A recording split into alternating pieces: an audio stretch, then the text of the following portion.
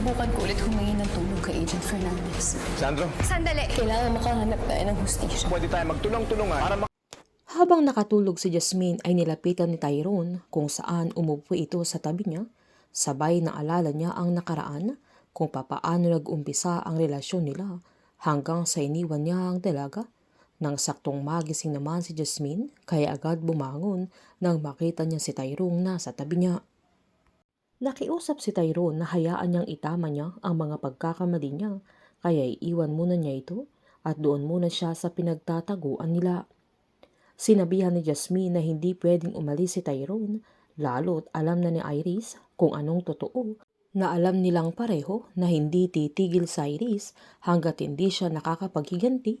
Pero nanindigan si Tyrone na doon lang muna si Jasmine, sabay abot ng tubig na agad niyang tinanong kung saan ito pupunta, pero bumaba pa rin si Tyrone. Habang galit na galit si Heather sa daddy niya dahil nakatakas si Mira at namukhaan niya si Vito, na dumipensa naman ang daddy niya na hindi ito aamin, pero pinaliwanag ni Heather na isusunod siyang ikukulong kapag nakulong si Vito, kaya sinabihan naman ng daddy niya na hindi niya hayaang mangyari ang bagay na yun, pero mas sumigaw pa ang dalaga at pinamukha niyang nangyayari na ang mga kinakatakutan niya, na may mga nakakaalam na siya ang pumatay kay Marigold, kaya makukulong din siya. Dahil nag-hysterical na si Heather ay lumapit sa Iris, sabay sinampal niya ang kapatid niya at binalaan niyang kung hindi siya titigil ay siya mismo ang magpapakulong sa kanya, na agad namang inawat ni Vito.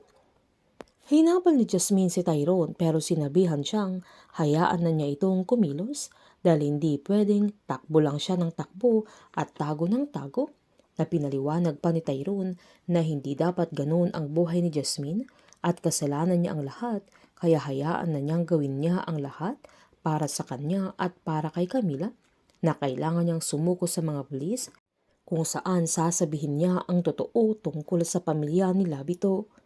Sinabihan ni Jasmine na kahit anong gawin ni Tyrone ay malulusutan nila Vito ang otoridad, pero sinabihan siyang wala ng ibang paraan, sabay umalis na ito. Nang i-check ni Jasmine yung cellphone niya ay ang daming missed call ni Mang Berting, kaya agad niya itong tinawagan. Agad tinanong ng matanda kung nasaan na siya dahil patay na si Aster, na kinagulat ni Jasmine na halos hindi makapagsalita, kaya sinubukan niyang habulin si Tyrone pero nakaalis na ito.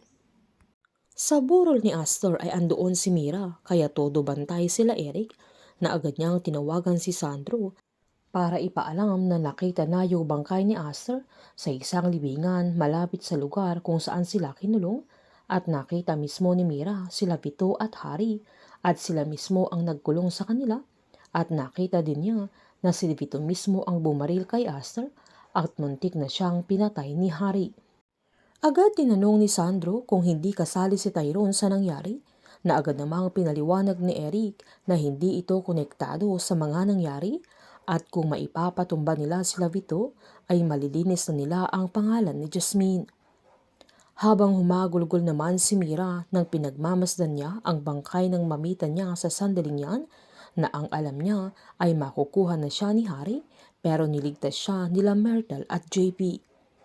Habang ibubuwis ni Tyrone ang buhay niya para kay Jasmine at para kay Camila, dahil para sa kanya ay hindi pa huli ang lahat, para itama niya ang mga pagkakamali niya.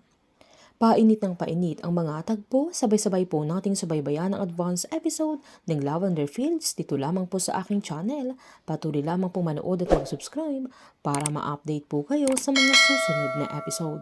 Marami pong salamat.